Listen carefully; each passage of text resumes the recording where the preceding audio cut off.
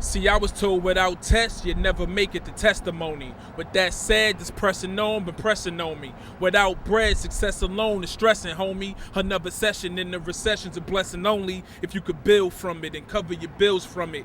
And if it looked like you couldn't, would you still want it? I had to do some soul search and learn to spill from it. I'm thinking they had my back, figure they still front it. But guess who still won it? That steady pace win the race and I'm still running. Yeah, it's for real, youngin'. Word to my little youngins, lead by example.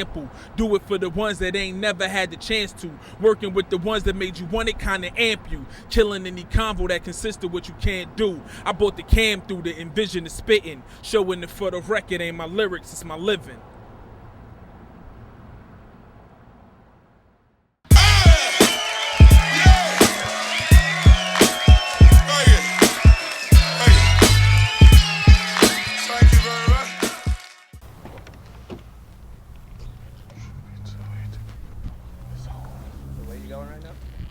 Going to pick up the youngster. Not Cruise Pops, the youngsters. Tay-Tay. Pick up from school, started a new school, charter school.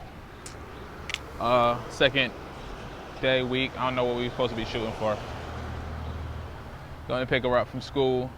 Gotta be at 4 o'clock, so just cut the day short in the middle of the day and make sure you on time to pick up your kids, because that's important father shit. So came across some old photos from the good old year 2000. Me on my grind, cooler than ever. 2 chains, smug look on the face, 2 rings. Can't be a rapper without a wife beater tee. I was in decent shape 11 years ago. The look down pose, styling the glasses. Oh man, how'd you guys let me get away with this? My approach then was flamboyant talk, you know, just like really trying to sound like what was on the radio and keep up what was mainstream. I used to tell Torae to write and rap about what was really going on. He wrote about his life as he saw it, not as I saw it. First song I heard from him, it was called Give Me the Mic. Yeah, I took this song, I had this song Give Me the Mic, and I was like, yo, this is it. This is the record. This is gonna take me to the next level. So we put everything behind it. Like, I maxed out the credit card. We got vinyl, we did t-shirts, we did stickers. The day it was coming out, the actual day that he was dropping it, I was making it like it was a big thing. Like, oh, this is the album release party, but it was nothing really like that. It was just that day it was coming out.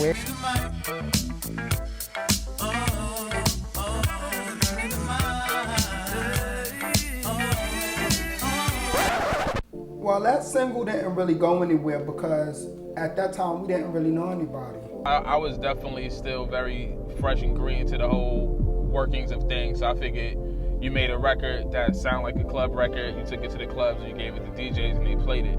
I won't say Torae was disappointed that this song didn't go anywhere. It was just more like, just move on to the next one. I guess it was more like a blessing in disguise because that's around the time I started getting into the indie scene, the underground scene. And that's also around the time I started working with the group, the Coalescence. First time I heard of Torae, he was with a group called the Coalescence.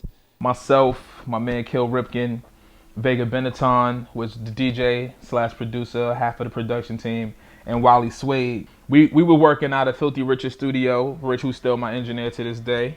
I actually heard a song that I liked, and I got them their deal with AV8 Records, put out the first Coalescence single.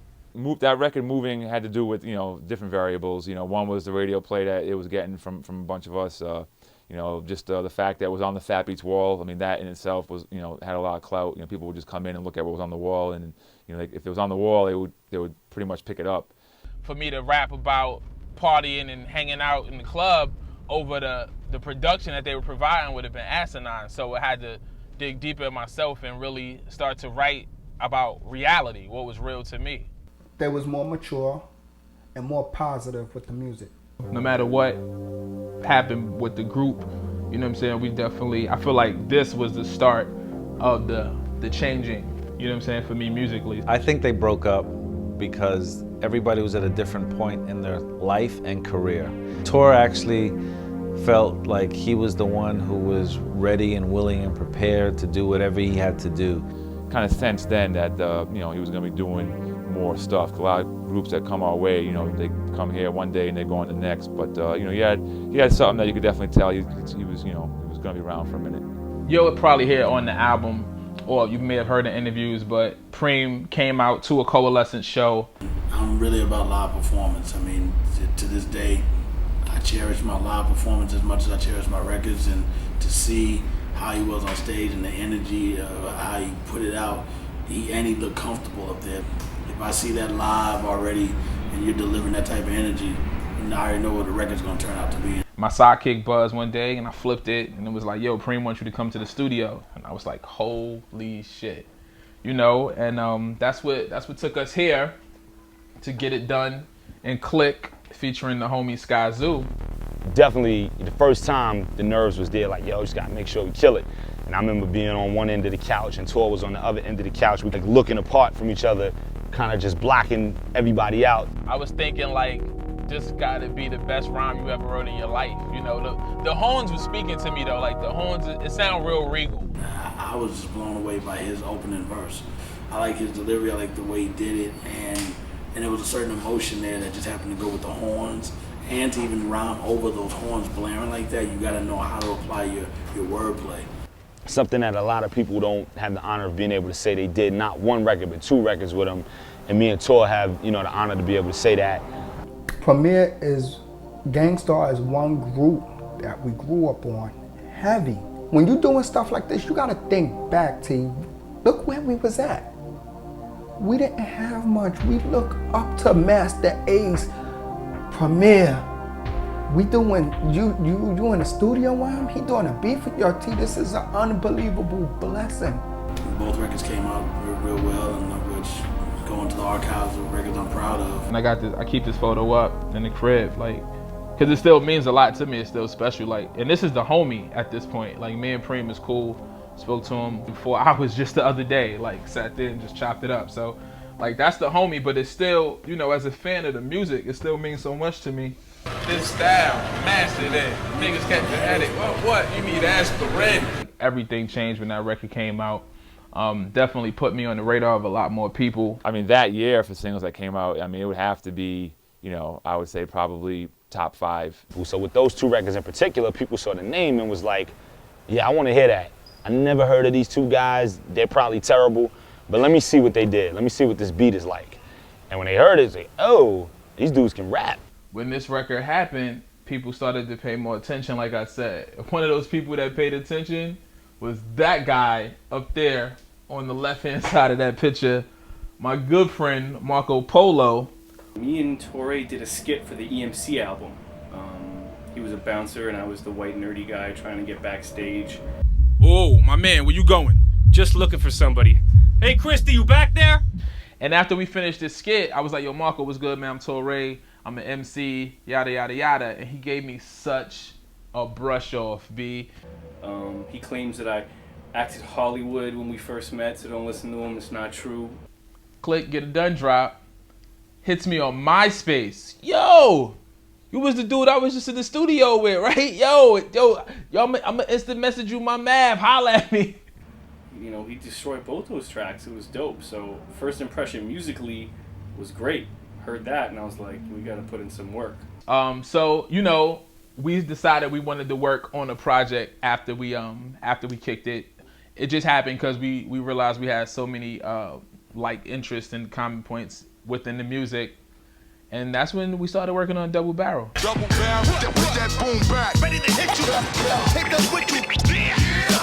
Keep you on the run, know the drill. Reach for the sky. We really just wanted to make an album that we wanted to hear. Some New York-based hip hop, real aggressive, hard beats, hard rhymes. And that came out on Duckdown. Sean Price, the big homie, been my homie for a few years. Drew High knew, had a relationship with him, definitely had a relationship with Buck growing up in Coney Island and just watching him and his movement. So it was kind of a no-brainer. Marco Polo, who we had worked with previously doing production for Boot Camp, said that he wanted to produce an album entirely for Torae, at that point we knew we had something kind of there. I think a lot of people got into it. You know, it definitely opened a lot more people up to Marco's production and me as an MC. You know, because it was one of those type of projects that really pay homage to that golden era.